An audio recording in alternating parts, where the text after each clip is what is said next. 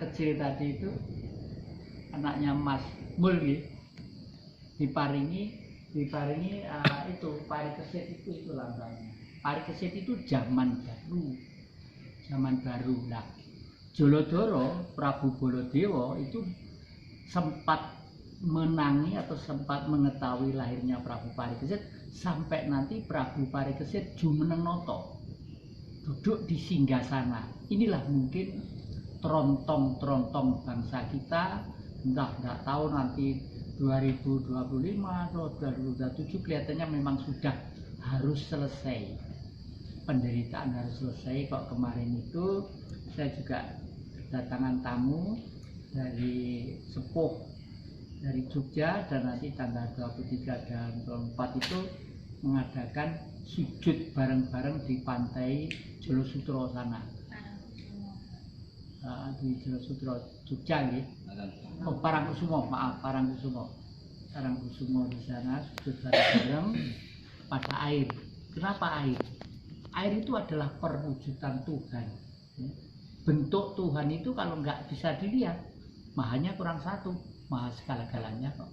Makanya air itulah yang memberi kita kehidupan. 80% tubuh kita air. Bumi itu dibuntul sama air. Air laut menguap jadi mendung, turun jadi hujan, tanah menjadi subur. Tapi kalau sudah mau marah juga dengan air. Saya lahir di Blitar. Tadi melihat viral tidak terduga sama sekali. Candi Penataran, waduh, kelep sampai sekian ini, airnya itu. Ya karena musim deras, Pak Edi tadi itu berangkat ke sini. Tanya di mana sebelum Pandaan kok pada puting-beliung. Memang saya sudah memperkirakan untuk merubah zaman ini, karena manusia 99% sudah lupa, atau 99% manusia itu adalah gagal paham tentang Tuhan. Nah, kegagalan ini oleh beliau Mas Jolodoro dan kawan-kawan, Pak Edi dan kawan-kawan ini dan penjaringan semua, mungkin sudah diutik-utik sama beliau, ayo datang sana ngumpul. Malah saya di dalam buku-buku saya yang terakhir, 99% manusia di dunia, manusia seluruh dunia nanti itu hanya akan disisakan 28,3% karena bencana alam, karena perang, karena penyakit. Dan sekarang perang dunia ketiga itu sudah mulai sebenarnya. Tapi kelihatan itu sudah tidak pakai rudal dan nuklir, itu kuno. Sekarang sudah pakai virus. Dan ini teori melawan virus itu hanya pada leluhur kita. Di dalam pagelaran wayang baik Sunda ataupun wayang di sini disebut Prabu Puntadewa. Prabu Salyo itu punya aji yang namanya Narasomo, ya punya aji Condobirowo. Nah, Condobirowo itu raksasa tapi kecil-kecil segini. Kalau dibunuh satu menjadi dua, dibunuh dua menjadi empat, dibunuh empat menjadi 8. Seperti penyakit akhir-akhir kan COVID, ya. Seperti COVID. Tapi kalahnya hanya dengan siapa? Werkudara kalah, Gatotkaca kalah, semua kalah, Yogsatya, gua gagah kalah. Kalahnya dengan Puntadewa. Manusia yang lugu, yang jujur, yang suci, yang sederhana. Dan inilah seharusnya nanti mudah-mudahan di antara bapak-bapak ini ada menjadi pemimpin negara, ya. Pemimpin negara itu harus digambarkan Prabu Puntadewa itu kakinya itu tidak nambah lemak, ngawang begini. Artinya apa? Tidak materialistis, ya. Prabu Puntadewa itu biasa pakai gelung, pakai gini, sumping itu lambang piyayi aja. Ini tidak ada pakai seperti saya grembel gini, tidak. Sederhana banget itu. Nah, pada waktu diperintahkan oleh Prabu Salyo, karena tahu Puntadewa itu di sini ada botohnya, namanya Krishna. Krishna tahu tentang kekuatan Condobirowo. Nah, oleh karena itu Condobirowo ditugaskan Prabu Salyo bunuh itu Puntadewa. Terus Krishna bilang, Yayi Puntadewa, kamu pura-pura mati Yayi. Kakang itu bagaimana sih? Saya itu tidak pernah goroh, Mas. Kok disuruh goroh? Takut saya goroh itu. Tidak apa-apa. Goroh demi kemenangan bangsa tidak masalah. Asal tidak goroh yang memikul beban dosa demi kepentingan pribadi dan sebagainya. Demi kepentingan bangsa. Lalu Puntadewa pura-pura mati. Lodowiro datang. Kamu siapa? Kamu siapa? Gregor ini nggak ngomong, pura-pura mati. Kamu siapa? Kamu siapa? Lesna bilang, kamu tuh bagaimana? Tolong orang mati kok disuruh jawab, ya nggak bisa. Oh, juragan saya menipu. Kembali lagi. Lapor. Puntadewa sudah mati kok suruh bunuh. Itu akarnya Krishna. Puntadewa itu yang mati itu bunuhan. Kembali lagi gitu. Yai, hidup Yai. Hidup. Kamu siapa? Saya Puntadewa. Loh, katanya mati. Orang mati itu tidak bisa jawab. Juragan saya nipu. Kembali lagi. Akhirnya dia marah. Ada yang nyuruh. Siapa itu? Kalau di zaman modern ini adalah Amerika. Amerika sekarang sudah makan karmanya sendiri. Warga negara Amerika yang dulu ya, jargon dunia. Sekarang warganya mun sewu cari makan itu gentengan di itu loh disi sama kewan-kewan itu. Saking sudah kolek, dolar sudah tidak ada nilainya karena kandungan emasnya tidak ada dan dia tidak akan berhenti terus saja. Satu-satunya jalan sekarang ini hanya lewat agama. Mereka itu mengadu domba manusia, ya.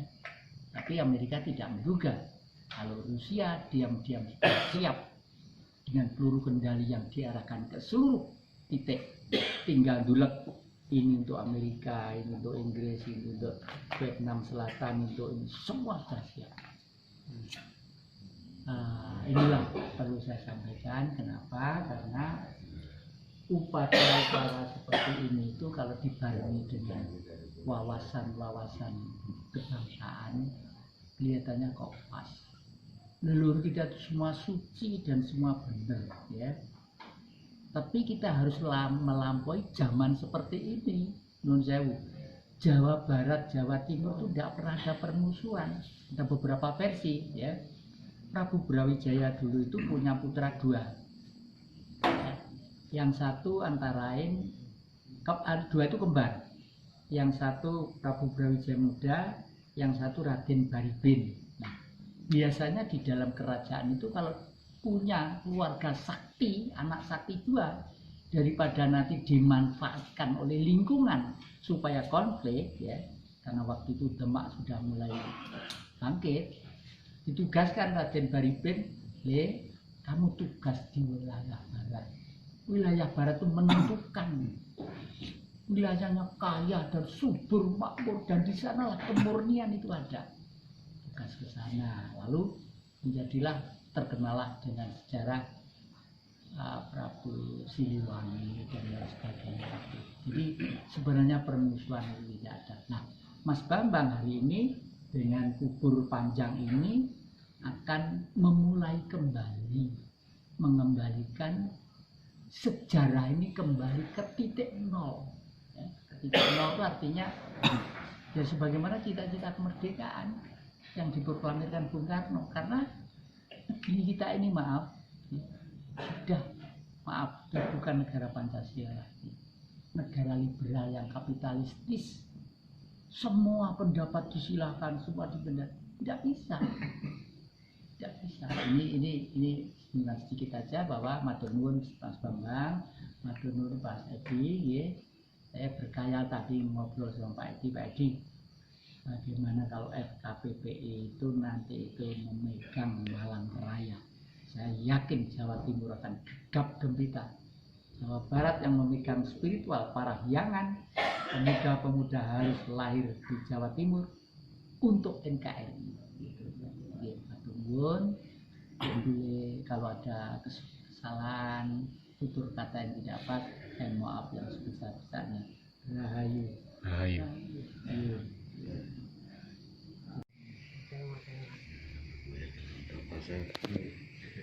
Anu Pak yang